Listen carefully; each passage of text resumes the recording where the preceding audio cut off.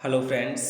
आज हम शिक्षा के समाजशास्त्रीय मूल आधार विषय में यानी सोशियोलॉजिकल फाउंडेशन ऑफ एजुकेशन विषय में भारतीय समाज और शिक्षा पढ़ रहे थे, यानी इंडियन सोसाइटी एंड एजुकेशन।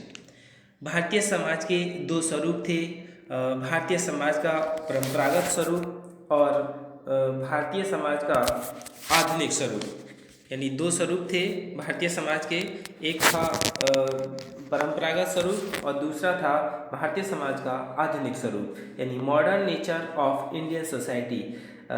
ये जो traditional nature of Indian society था, इसके बारे में हम पहले पढ़ चुके हैं। तो आज हम भारतीय समाज का आधुनिक स्वरूप पढ़ेंगे कि भारतीय समाज का आधुनिक स्वरूप क्या है। भारतीय समाज का आधुनिक स्वरूप यानी भारतीय समाज के आधुनिक स्वरूप में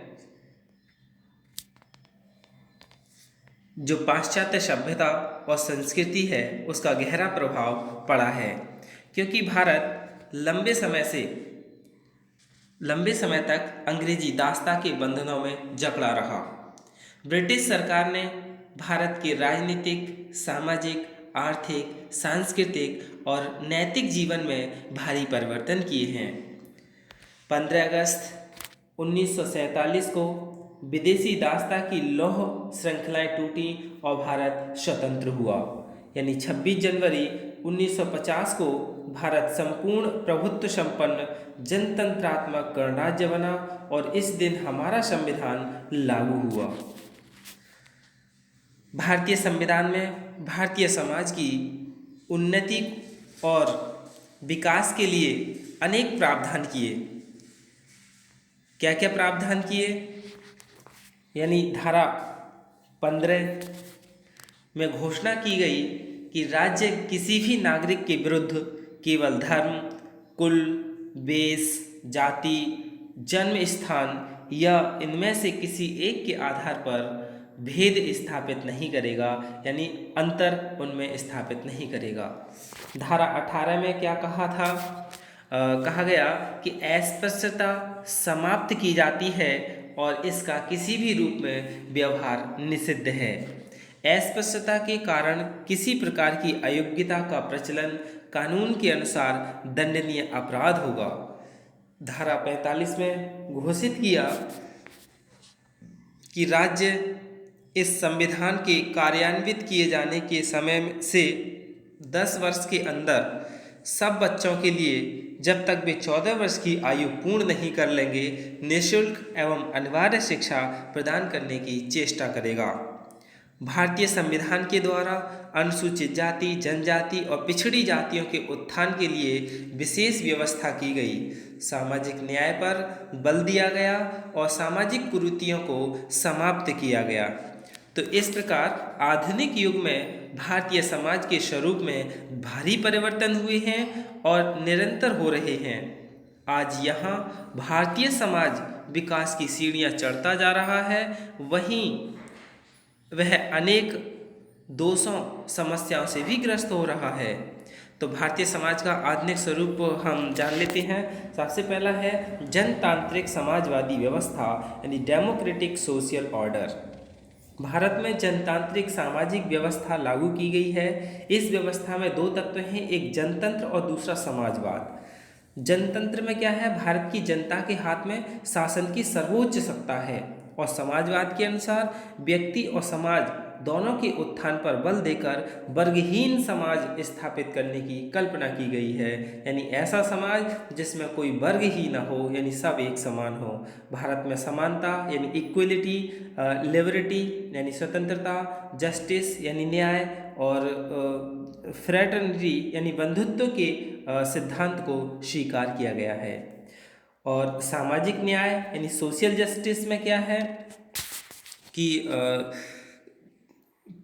भारतीय संविधान में अनेक प्रावधान किए हैं। संविधान में कहा गया है कि सबको समानता की दृष्टि से सभी आवश्यक सुविधाएं प्रदान की जानी चाहिए और समाज के उन वर्गों को विशेष सुविधाएं दी जानी चाहिए जिनका लंबे समय से शोषण और दमन हुआ है, जिससे वे उठकर समाज के दूसरे वर्गों के बराबर आ सकें। सामाजिक न्याय का क्या अर्थ है कि समाज में सबको यथोचित यानी सम्मानजनक उन्नति करने के अवसर उपलब्ध हों। इससे समाज में भारी परिवर्तन हुए भी हैं और इस समय लगभग परिवर्तन 80% के आसपास तो हुआ ही है, लेकिन फिर भी अमीरी और गरीबी की खाई बढ़ती जा रही है। फिर है धर्मनिरपेक्षता यानी सेकुलरिज्म। धर्मनिरपेक्षता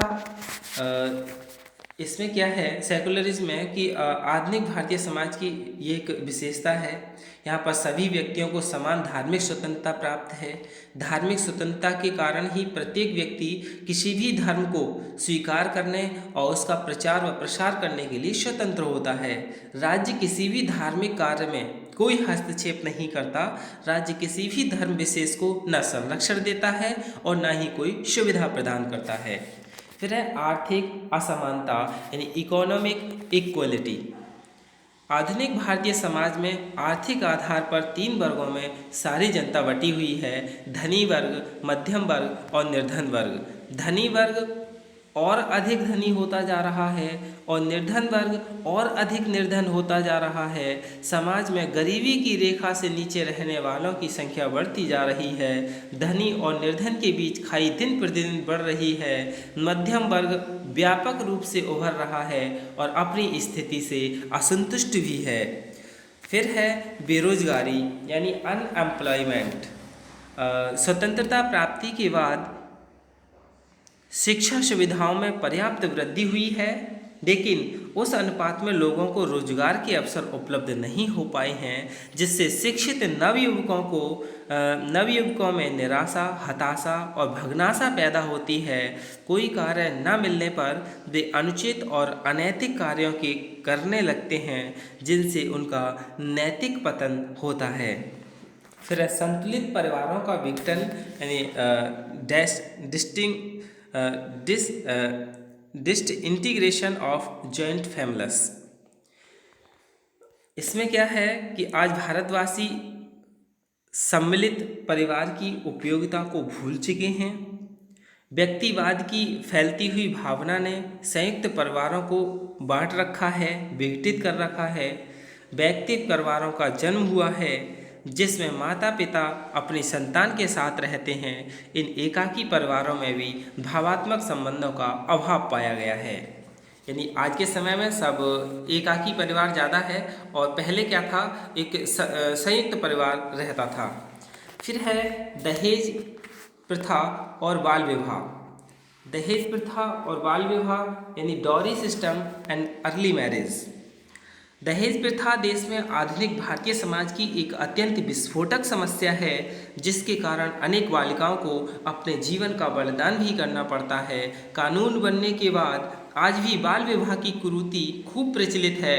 विधवाओं पर अत्याचार और अनमेल विवाह आज भी कम नहीं हुए हैं, यानी उसी गति से होते जा रहे हैं। फिर है निम्न जीवन स्तर, लो स्टैंडर्ड ऑफ लिविंग।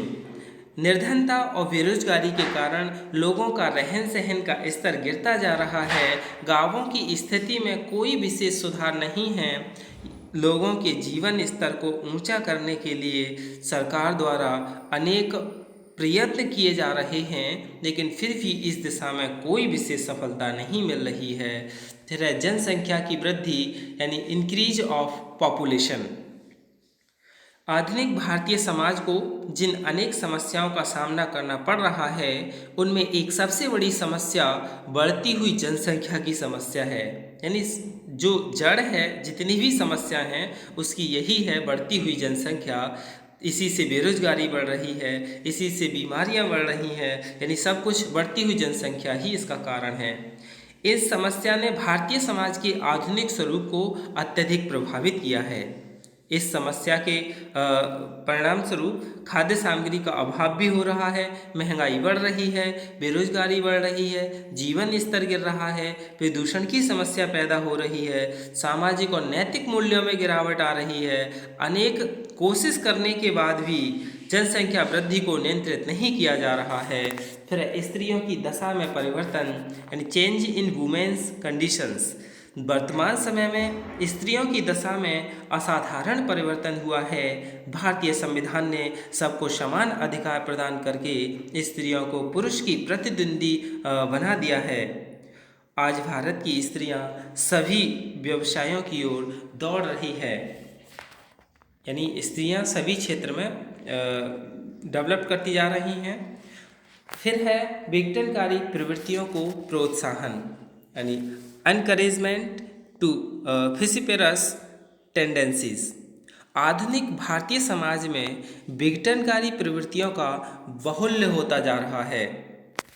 विघटनकारी प्रवृत्तियों का बाहुल्य होता जा रहा है, यानी कि जातिवाद, संप्रदायवाद, भाषावाद, प्रांतवाद आदि ने संपूर्ण समाज में अलगाववाद को प्रोत्साहन दिया है।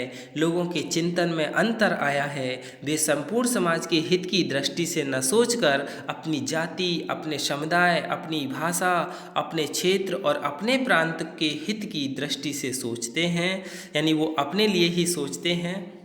इससे देश के और विभाजन होने और पतन होने की संभावना पैदा हो गई है। फिर है सामाजिक मूल्यों में परिवर्तन, यानी चेंज इन सोशल वैल्यूज़। आधुनिक भारतीय समाज में नवीन यानी नए नए विचारों के कारण क्रांतिकारी परिवर्तन हुए हैं, जिसके कारण प्राचीन सामाजिक मूल्य अतीत के गर्त में विलुप्त हो रहे हैं और उनका स्थान नए मूल्य ले रहे हैं। इसलिए भारतवासी आध्यात्मिकता को छोड़कर भौतिकता की ओर तेजी से दौड़ रहे हैं। सामाजिक परिवर्तन की प्रक्रिया अभी चल रही है, इसलिए सभी मूल्यों का निर्धारण अभी नहीं हो पाया है और भ्रष्टाचार तथा अनैतिकता बढ़ रही है। फिर है नैतिक व धार्मिक मूल्यों में बदलाव, change in moral and religious values. Bharatiya Samaj प्रारंभ से ही धर्म प्रधान रहा है, जिससे व्यक्तियों के जीवन में प्रेम, सहयोग, सेवा आदि मूल्यों का स्थान रहा है। लेकिन आज व्यक्तियों का जीवन के प्रति दृष्टिकोण बदल गया है। अब व्यक्तियों में अहिंसा के स्थान पर हिंसा, प्रेम के स्थान पर घृणा, सहयोग के स्थान पर असहयोग और ईर्ष्या और परोपकार के स्थान पर स्वार्थ भावना बढ़ रही है।